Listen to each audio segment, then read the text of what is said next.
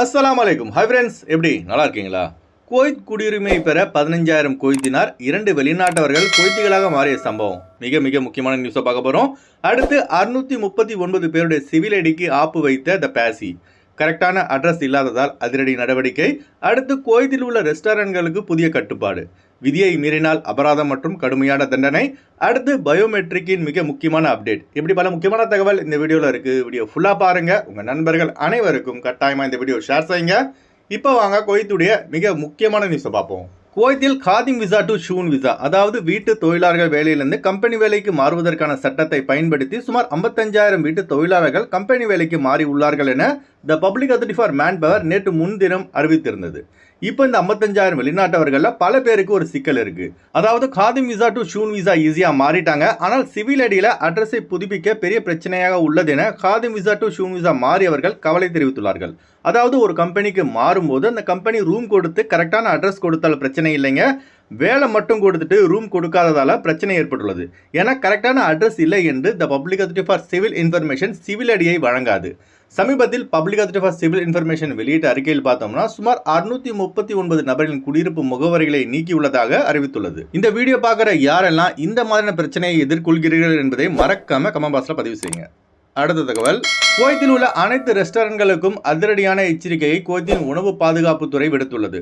சமீப நாட்களாக பார்த்தீங்கன்னா பல ரெஸ்டாரண்ட்களில் வழங்கப்படும் உணவுகள், குறிப்பாக மட்டன், சிக்கன் ஆகியவைகள் எக்ஸ்பைரியான நிலையில் கஸ்டமர்களுக்கு வழங்கப்படுவதாக இது தொடர்பாக பல புகார்கள் உணவு பாதுகாப்பு துறைக்கு வைக்கப்பட்டுள்ளது. அதனால இது போன்று பாதுகாப்பற்ற உணவுகளை வழங்கும் ரெஸ்டாரண்ட்களை கண்டறிந்து சீல் வைக்குமாறு the director of food inspection department Abdul Al Kandari அவர்கள் உணவு பாதுகாப்பு குழுவுக்கு உத்தரவை பிறப்பித்துள்ளார்கள். அதுபோல ஹவலில் உள்ள ரெஸ்டாரண்ட் ஒன்றிலிருந்து சுமார் 250 கிலோகிராம் அசுத்தமான இறைச்சியை உணவு பாதுகாப்பு துறை கண்டுபிடித்து அந்த ரெஸ்டாரண்ட்டுக்கு சீல் வைத்துள்ளது குறிப்பிடத்தக்கது. அடுத்து ஒரு மிக முக்கியமான நியூஸ் பார்ப்போம். பயோமெட்ரிக் கைரேகை ப்ராசஸை கொண்டு வருவதற்கு குவைத் மிக முக்கியமான காரணம் என்னன்னு பார்த்தீங்கன்னா, சில வெளிநாட்டவர்கள் ஃப்ராட் வேலை செய்து குவைத்தி குடியுரிமையை பெற்றுவிடுகிறார்கள். இதனை எல்லாம் தடுக்கும் நோக்கில் தான் குற்றம் செய்தவர்களை எளிதில் கண்டுபிடிக்கவும் தான் இந்த பயோமெட்ரிக் ப்ராசஸை குவைத் அரசு அறிமுகம் செய்துள்ளது. பயோமெட்ரிக் ப்ராசஸை எடுத்து முடிக்க குவைத்திகளுக்கு கடைசி நாள் பார்த்தீங்கன்னா செப்டம்பர் 30ஆம் தேதியும் வெளிநாட்டவர்களுக்கு டிசம்பர் 31ஆம் தேதி என ஏற்கனவே உள்துறை அமைச்சகம் அறிவித்திருந்தது குறிப்பிடத்தக்கது. இப்போ 15,000 குவைத் தினார் மட்டுமே கொடுத்து குவைத்தி குடியுரிமை பெற்ற 2 சிரியா நாட்டு சகோதரர்களை உள்துறை அமைச்சகம் கைது செய்து தீவிர விசாரணை மேற்கொண்டு வருகிறது. இந்த 2 பேர்ல ஒருத்தவங்க பார்த்தீங்கன்னா குவைத் முனிசிபாலிட்டியில் வேலை செஞ்சுட்டு வரான், இன்னொருத்தர் குற்றப்புலனாய்வு துறையில் பணிபுரிந்து வருகிறான். இப்போ இந்த 2 பேரும் கைது செய்யப்பட்டு உள்ளார்கள். சில வெளிநாட்டவர் என்ன செய்கிறாங்க பார்த்தீங்கன்னா, பணம், வசதி, கௌரவம், ஆடம்பரம் இதற்கெல்லாம் ஆசைப்பட்டு குவைத்தி குடியுரிமை போலியான டாக்குமெண்ட்ஸ் மற்றும் பணத்தை கொடுத்து தங்களது சிட்டிசன்ஷிப்பை மாற்றிக்கொள்கிறார்கள். ஆனால் பல நாள் திருடன் ஒரு நாள் அகப்படுவான் என்ற பழமொழிக்கு ஏற்ப கடைசியில் இப்போ இந்த சிரியா நாட்டுக்கார மாதிரி மாட்டிப்பாங்க. நம்ம குடியுரிமையில் இருந்தால் மட்டும்தாங்க நமக்கு கெத்து. இந்த மாதிரியான காசு கொடுத்து குவைத்தி குடியுரிமை பெறுவதால நமக்கு தான் பிரச்சனை. இதில் 99.90% யாருன்னு பார்த்தீங்கன்னா ஈராக், ஈரான், சிரியா, லெபனான் ஆகிய நாடுகளை சேர்ந்த வெளிநாட்டவர்கள் என்பது குறிப்பிடத்தக்கது. அடுத்து வாங்க ஃப்ளைட் அப்டேட் பார்ப்போம். குறைந்த கட்டணத்தில் விமான டிக்கெட் எடுக்க விரும்புபவர்கள் ஸ்கிரீனில் தெரிகிற ஜியா டிராவல்ஸ் நம்பரை கான்டாக்ட் பண்ணிட்டு குறைந்த கட்டணத்தில் விமான டிக்கெட் எடுத்துக்கொள்ளலாம். அதுபோல பிசிசி, மெடிக்கல், ஸ்டாம்பிங், அட்டஸ்டேஷன் இந்த ப்ராசஸும் செய்து தரப்படுகிறது. சென்னை டு குவைத் 19,400 ரூபாய்க்கு ஏர் இந்தியா எக்ஸ்பிரஸில் ஃப்ளைட் எடுக்கலாம். குவைத் டு சென்னை 24 குவைத் தினாருக்கு ஏர் இந்தியா எக்ஸ்பிரஸில் ஃப்ளைட் எடுக்கலாம். கொச்சின் டு குவைத் 16,200 ரூபாய்க்கு ஆகாஷ் ஏர்லைன்ஸில் ஃப்ளைட் எடுக்கலாம். குவைத் டு கொச்சின் 21 குவைத் தினாருக்கு ஏர் இந்தியா எக்ஸ்பிரஸில் ஃப்ளைட் எடுக்கலாம்.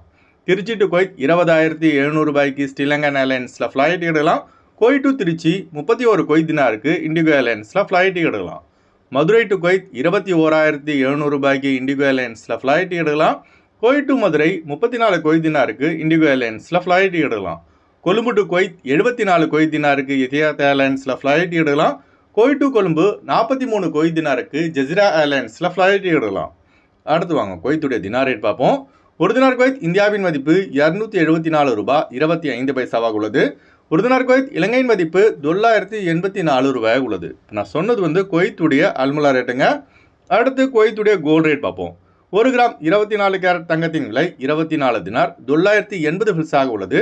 1 கிராம் 22 கேரட் தங்கத்தின் விலை 22 தினார் $907 ஃபில்ஸாக உள்ளது.